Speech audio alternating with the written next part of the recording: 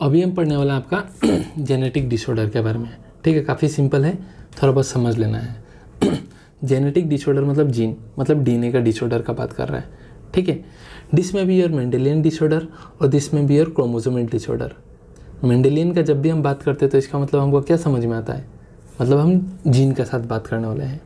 ठीक है, that is mainly determined by the alternate और mutation in a single gene. जब भी आपका जीन में कुछ चेंजेस हो गए जीन में, ठीक है, जीन आपका क्या है, functional part of DNA, that is chromosome में जो जीन प्रेजेंट होगा, and gene is responsible for a character trait. ठीक है, सो जब भी आपका जीन में कुछ चेंजेस या म्यूटेशन हो गया और उसके वजह से आपका शरीर में डिसऑर्डर हुआ तो उसको आप बोलोगे मेंडेलियन डिसऑर्डर।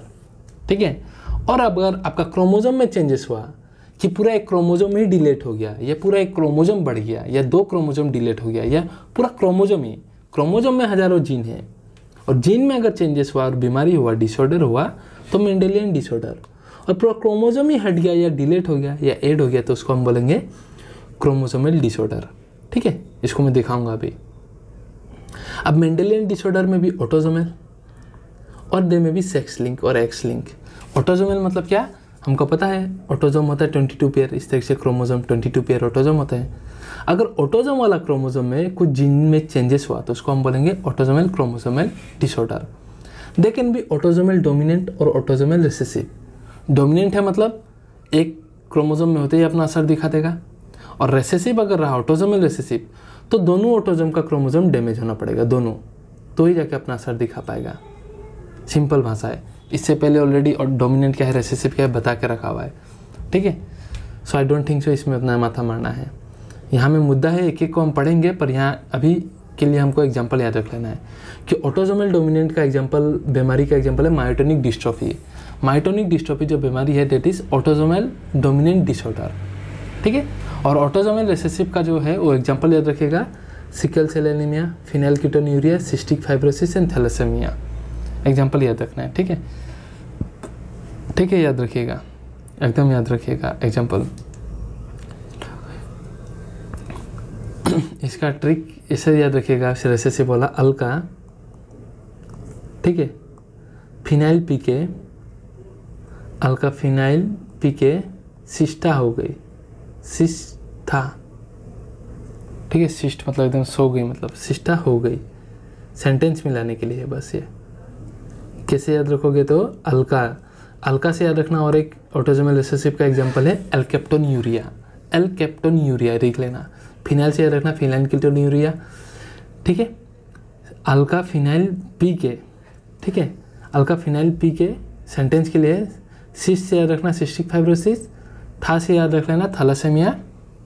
ठीक है, अल्का फिनाइल पी के सिस्टा सिक हो गई, सिक लिखना था यहाँ, सेंटेंस में लाना, सिक हो गई। सिक से याद रखना ना सिकल सेल एनीमिया। ठीक है, डेट इज अल्का फिनाइल पी के सिस्टा सिक हो गई। ठीक है, अल्का से अल्काटोन्यूरिया, फिनाइल से फिनाइलकीटोन्यूरिया ही, सिस्टा से सिस्टिक फाइब्रोसिस, था से थैलेसेमिया एंड सिक से आपका सिकल सेल एनीमिया हो गई। सेंटेंस में लाने के लिए बस। इसका बारे में हम एक एक पढ़ेंगे, डिटेल्स में एक एक का बारे में पढ़ेंगे नेक्स्ट वीडियो से, डोंट वरी। ठीक है, और एक्स लिंक रिसेसिव का एग्जांपल याद रख लेना, कलर ब्लाइंडनेस एंड हेमोफीलिया। ठीक है, हिम मतलब रेड कलर होता है ब्लड का, याद रख लेना इस तरीके से। और कलर ब्लाइंडनेस मतलब कलर वाला बात कर रहा है, सो एक्स लिंक रिसेसिव कलर से याद रख लेना, कलर ब्लाइंडनेस एंड हेमोफीलिया इसका एग्जांपल। डिटेल्स में पढ़ेंगे इसको भी, डोंट वरी।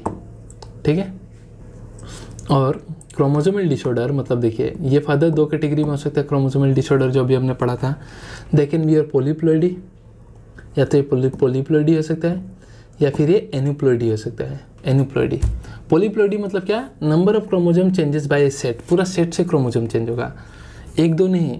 अगर किसी का 23 क्रोमोसोम था इंडिविजुअल का टोटल, तो हो सकता है उसका 46 हो जाए, ठीक है, या तो 96 हो जाए, या तो पूरा सेट में चेंज होगा क्रोमोसोम, 1-2 नहीं, तो उसको आप बोलोगे पॉलीप्लॉइडी।